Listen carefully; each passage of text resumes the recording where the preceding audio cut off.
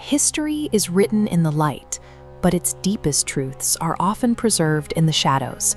Some stories were forgotten, some were erased, and some were never meant to be found. Welcome to the Tamas Archive. In 1857, the British Empire faced a spontaneous, bloody uprising threatening colonial rule. To crush it, the military relied on a cutting-edge electronic network, transmitting top-secret codes at the speed of light. But those codes were leaked, battle plans anticipated. This highly sophisticated encrypted electronic network was being hacked by wandering, ash-covered Sadhus using nothing but wet cloth and copper coins. Prior to the rebellion, the East India Company maintained strict control across the subcontinent. This architectural footprint in Calcutta reflected an empire that dominated the economy, the law, and the military with total authority. To cement that control, a visionary named William O'Shaughnessy spearheaded a monumental project, laying over 4,000 miles of iron electric telegraph wire across India. O'Shaughnessy boastfully described the Finnish network as an unbreakable electric noose around the subcontinent. Before this wire, a military order took days to travel by horseback. Now it took seconds. The British relied on this technology to move troops and secure strategic arsenals, depending on a machine they believed elevated them to the level of gods. When the rebellion erupted in May of 1857, the British military immediately utilized their telegraph lines to alert remote garrisons and coordinate the rapid deployment of royal reinforcements. As the war escalated, the High Command in Delhi noticed an impossible anomaly. Heavily encrypted top-secret military codes detailing the exact schedules and routes of ammunition trains were leaking. The battlefield consequences were immediate.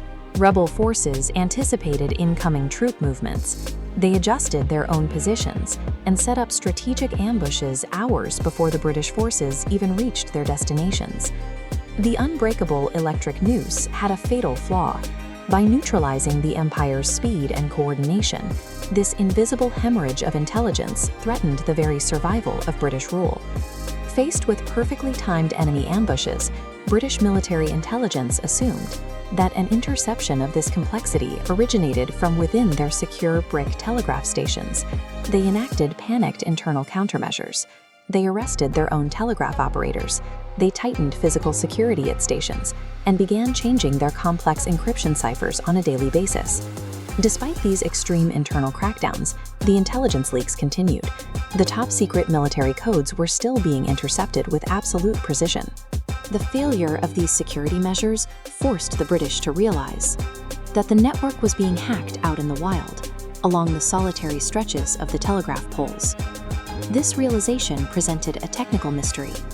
If the wires were being tapped outside, British engineers should have been able to electronically track the location of the breaches. The system relied on a deadline alert. Cutting the iron telegraph wire would instantly trigger an alarm and reveal the exact location of the sabotage to the Colonial engineers.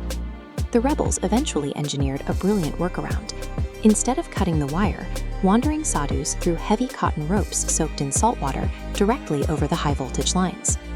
At the bottom of these wet ropes, they attached raw copper coins connected to modified needle instruments stolen from abandoned stations.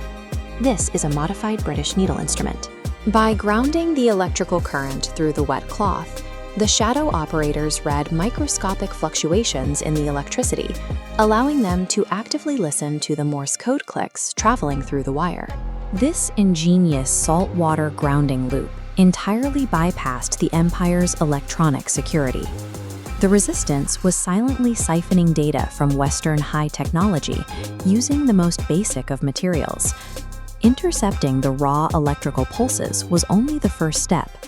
The underground operation relied on concealed mud huts and deep jungle encampments, far from the eyes of British patrols. To weaponize the data, the resistance had to overcome a massive encryption barrier. Listening to the raw Morse code was useless unless they could decrypt the British military ciphers. This massive feat required an extraordinary collaboration. The wandering Sadhus supplied the raw data to highly educated Indian clerks and defecting telegraph operators who had secretly deserted the East India Company. These defectors cracked the codes and translated the intercepted data into localized military strategies. The British were unknowingly broadcasting their entire military playbook directly to the enemy underground. Because no electronic alarms were triggered, the British dispatched cavalry patrols to manually scan every single mile of the wire networks. In the rural heartlands of Awad, a patrol finally stumbled upon a group of Sadhus tapping a line hidden in the thick brushwood. Physically discovering these men huddled under a pole with wet cloth and copper shattered the British military's illusion of absolute technical control. After months of grueling warfare, the British crushed the uprising through massive military force. Their retaliation against the telegraph hackers was absolute. The military enacted a scorched earth campaign, burning down every village located near an intercepted wire line. Anyone suspected of participating in the shadow network was executed without a trial. In a grim display of dominance, the British hung their bodies directly from the very telegraph poles they had hacked. This extreme physical violence served to violently erase the memory of the network's compromise from the landscape itself. An event of this magnitude, the systematic hacking of an imperial communication network, has almost entirely vanished from standard history books. The erasure was driven by the need to protect the prestige of British engineering. The government could accept losing traditional military battles, but they refused to publicly admit that their most advanced technology had been compromised. Acknowledging to the Parliament in London that their proudest scientific achievement was dismantled by local ingenuity and raw copper would have been a deep geopolitical embarrassment. The British heavily censored the military accounts of the hack, stamped the reports top secret, and locked them away in the deepest vaults of colonial history. This bureaucratic erasure was designed to protect the empire's international reputation as a global technological power, hiding the defeat from the public record for over a century. The mystery of the Ghost Telegraph highlights a truth about the nature of power. Imperial dominance rests on a strict monopoly of knowledge. The 1857 resistance fighters proved that ordinary citizens can level the playing field of history by applying raw ingenuity to the weapons of their oppressors. Today, modern communication towers pulse with massive digital networks across the Indian landscape. The iron wires are gone, but the invisible defiance remains. The greatest secrets of history survive inside forgotten places and forgotten people. Somewhere between the official ledgers and the silent country air, the truth waits for someone willing to search for it. The Tamas Archive, uncovering the unmanifested past, hidden histories, forgotten truths.